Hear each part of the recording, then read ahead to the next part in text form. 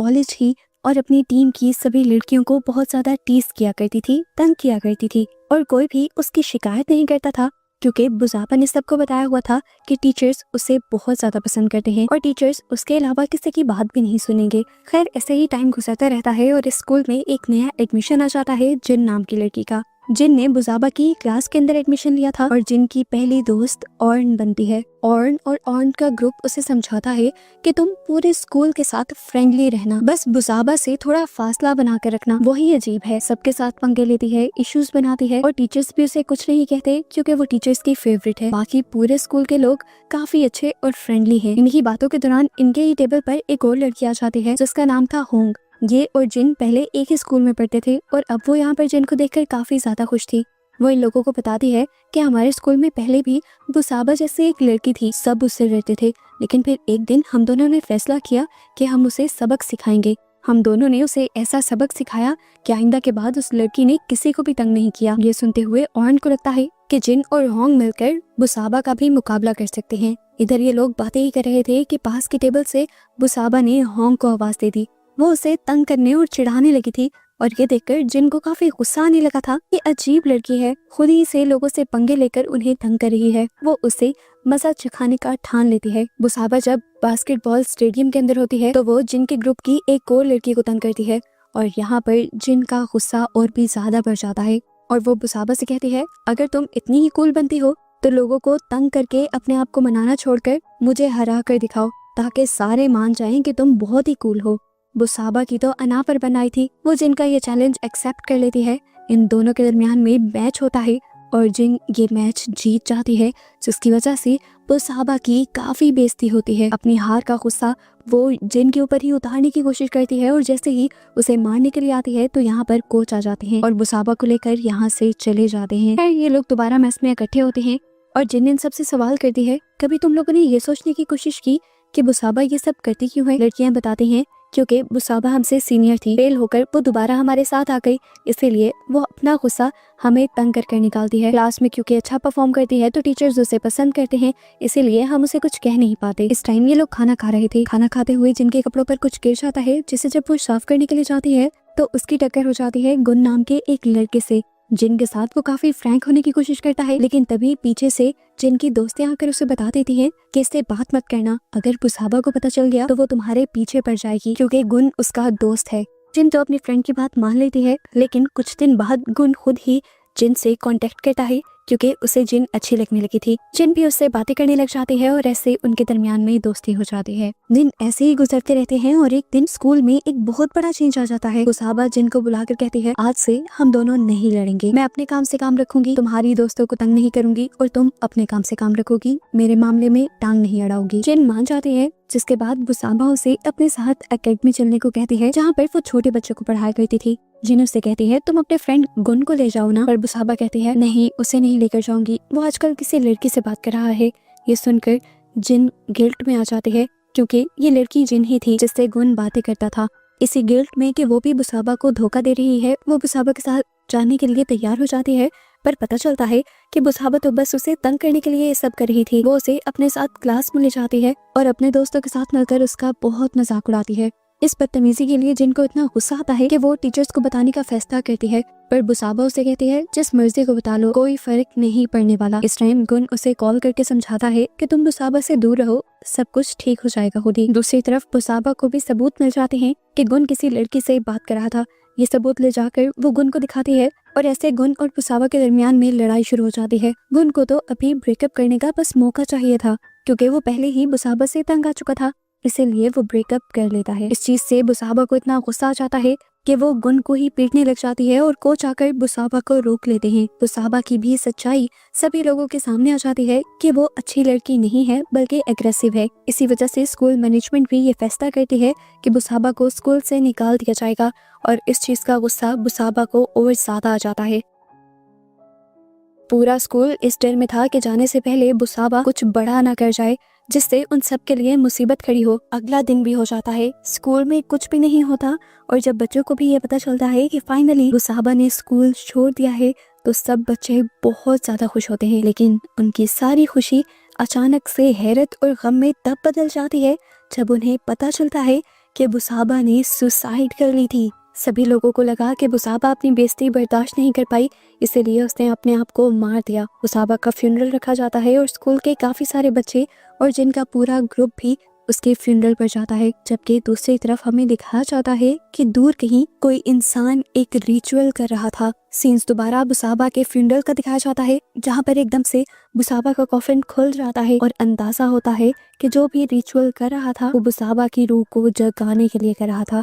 खैर, फ्यूनरल में आए सभी लोग इतना ज्यादा डर गए थे कि पूरी रात तो उन्हें नींद भी नहीं आई। ये लोग आज एक ही रूम में सो रही थी। मुश्किल से इन्हें नींद आती है तो एकदम से उनकी एक साथी की आंख खुल जाती है, क्योंकि उसे बुसाबा बुला रही थी।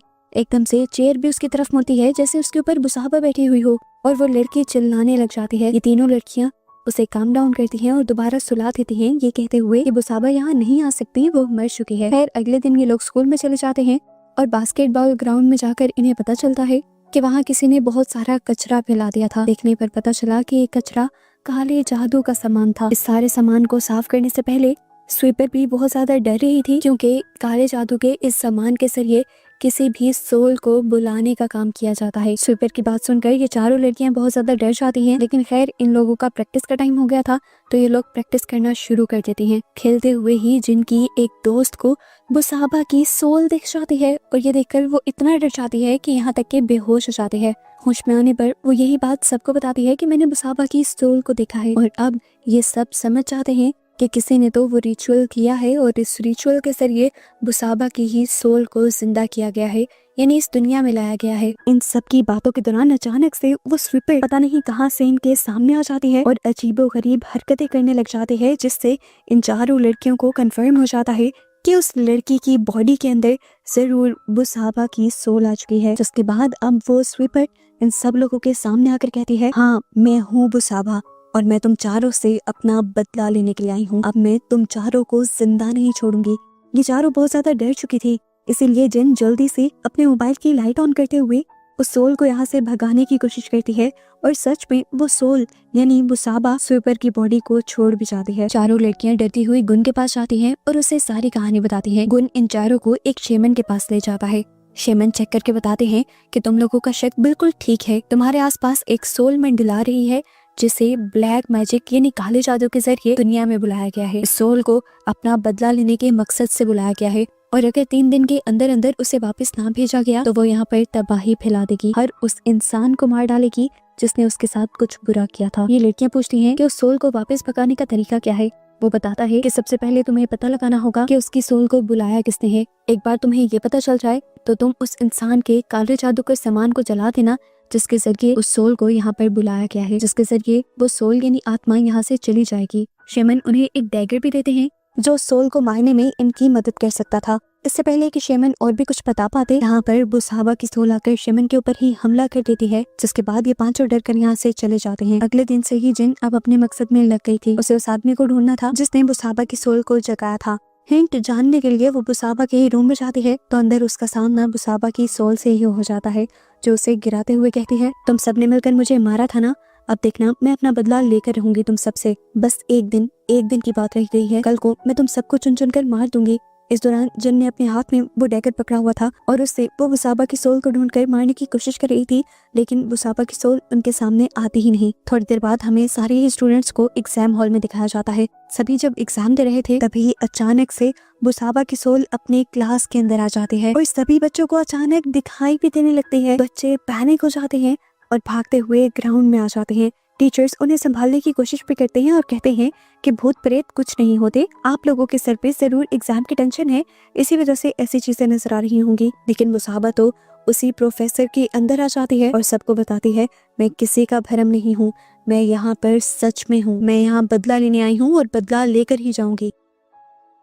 ये पांचों का ग्रुप अब और भी ज्यादा डर गया था। तब एक लड़की इन सबको बताती है कि मैंने सुना है कि बुसाबा के डैड काला जादू करते हैं। ये सुनकर इन सबको लगता है कि उसके डैड ने ही उसकी सोल को यहाँ बुलाया होगा। फौरन ये लोग उसके घर चले जाते हैं और फाइनली वहाँ पर इन्हें बहुत सारा काले जादू का सामान भी मिल जाता है। इससे पहले कि वो इस सामान के साथ कुछ करते, यहाँ पर बुसाबा के डैड आ जाते हैं जो इन सबको देखकर घबरा जाते हैं और यहाँ से भागने की कोशिश करते हैं और इस कोशिश में खुद ही अपनी छत से गिरकर मारे जाते हैं। जिसके बाद ये लोग बुसाबा के डैड के घर से वो सामान इकट्ठा करते हैं और जख्मी हुए वे शेमन के पास ले आते हैं। इस सामान को देखकर शेमन उन्हें कहते हैं कि तुम इसे जला दो, जिसके बाद बुसाबा यहाँ से चली जाएगी और तुम सब खतरे से निकल जाओगे। शेमन के कहे के मुताबिक ये सब उस सामान को जला देते हैं और अब रिलैक्स हो जाते हैं कि फाइनली अब इन सबको कुछ नहीं होने वाला था। टेंशन फ्री होकर सभी लोग अपने घर जाने लगते हैं और जिन को गुन बुला लेता है। गुन के पास आते हुए जिन एक मार्केट से गुजरते हैं जहाँ पर एक अंकल वही सामान बेच रहे थे जिसे अभी वो लोग जला कर आए थे। वो अंकल से पूछती है कि ये सामान किस काम आता है।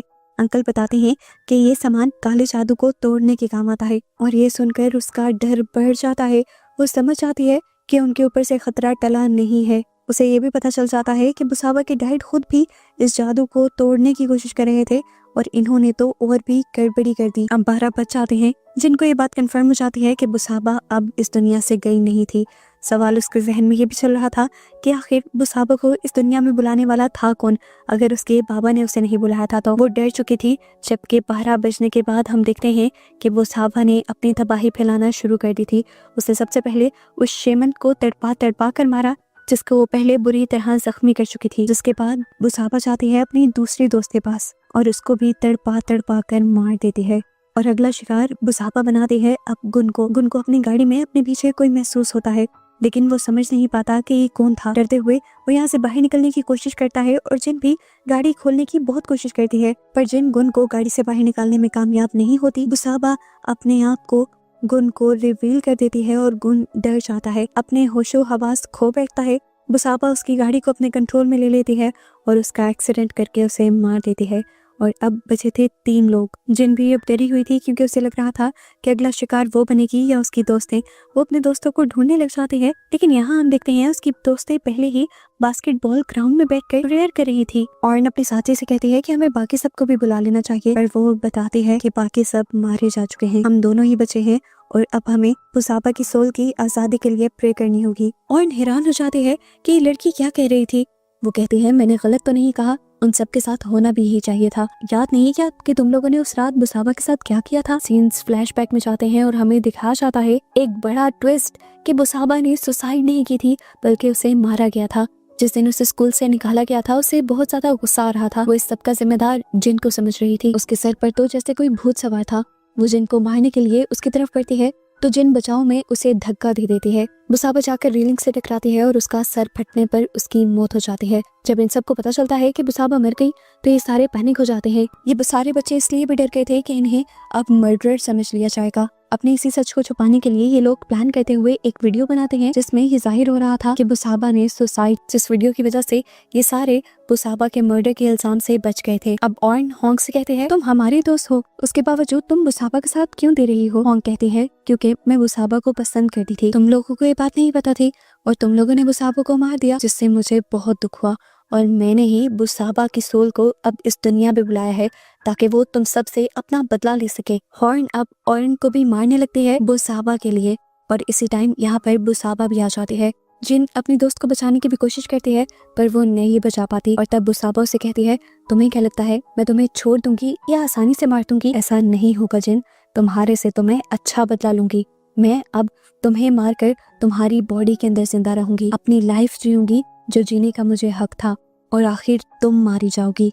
उसके ये कहते ही ये सीन यहाँ पर कट हो जाता है और हमें कुछ अरसे बाद का सीन दिखाया जाता है। स्कूल में सबको ये लग रहा था कि उस दिन वो चारों दोस्त किसी न किसी एक्सीडेंट में मारे गए थे। अब जिन के ग्रुप में जिन और उसकी बस एक और साथी बची थी, लेकिन सारे इस हकीकत से अनजान थे कि जिन भी जिंदा नहीं थी। जिनके अंदर बुसाबा ही थी जो आज भी इन सबको तंग करती थी। ये मूवी यहाँ खत्म हो जाती है।